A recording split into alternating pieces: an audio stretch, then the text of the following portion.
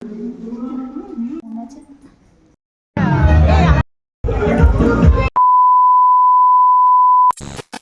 Everyone, কেমন আছো তোমরা সবাই? আশা করছি তোমরা সকলে খুব ভালো আছো আর আমিও খুব ভালো আছি। তো এটা হচ্ছে রিসেপশন স্পেশাল ব্লগ। তো আমরা সবাই রেডি সেডি হয়ে গাড়িতে উঠে গেছি, আর আমরা ভাই বোন জামাইবাবু তারপর আমার হাজব্যান্ড আমরা সবাই মিলে একটা গাড়ি করে গেছিলাম। গিয়ে দিদির সাথে দেখা হয়ে গেছে, দেখা করার পরে তারপরে আমরা এখানে স্টার্টার খেতে চলে এসেছি।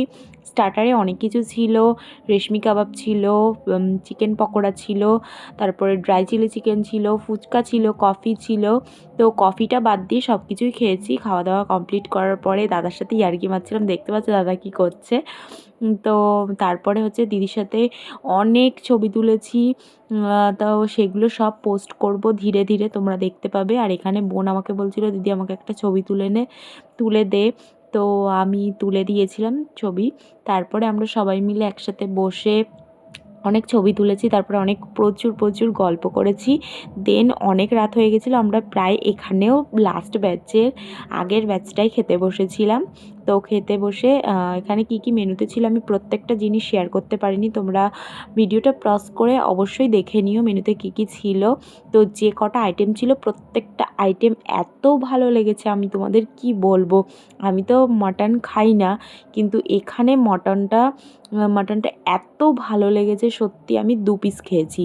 তারপরে দেন আমরা এখানে ফুলসজ্জার কিছু নিয়মকানুন ছিল সেগুলো করবো বলে এসেছিলাম। তার আগে দিদির ঘরটা তোমাদের একটু ঘুরিয়ে দেখাচ্ছিলাম। দিদির শাশুড়ি ছিল, আমাদের সাথে একটু গল্প করছিল। আর এখানে দিদির ঘরটাকে খুব সুন্দর সাজানো হয়েছে, আর খাটটা তো অসাধারণ লাগছিল, আর গিফটে পুরো অর্ধেক ঘর ভর্তি হয়ে গেছিলো। তো তারপরে সবাই চলে গেছিলো। তো এখানে ফুলসজ্জার কিছু নিয়ম ছিল সেগুলো আমরা পালন করছিলাম, যেমন মালা বদল ছিল, তারপরে ছিল হচ্ছে মিষ্টি খাওয়ানো, তারপরে হচ্ছে একটু পান খাওয়ানো, জল খাওয়ানো, তারপরে প্রণাম করে দেন আমরা টাটা বাই বাই করে চলে এসেছিলাম। তো বিয়ের ভিডিওগুলো তোমাদের কেমন লাগলো অবশ্যই কমেন্ট করে আমাকে জানিও। আর তোমাদের যদি ভিডিওগুলো ভালো লেগে থাকে তাহলে অবশ্যই একটা করে লাইক আর কমেন্ট করে দিও। এখানে দেখো মিষ্টি খাওয়ার পালা চলছে। আমি তোমাদেরকে বললামই আগে যে মিষ্টি খাওয়ানো ছিল, পান খাওয়ানো ছিল।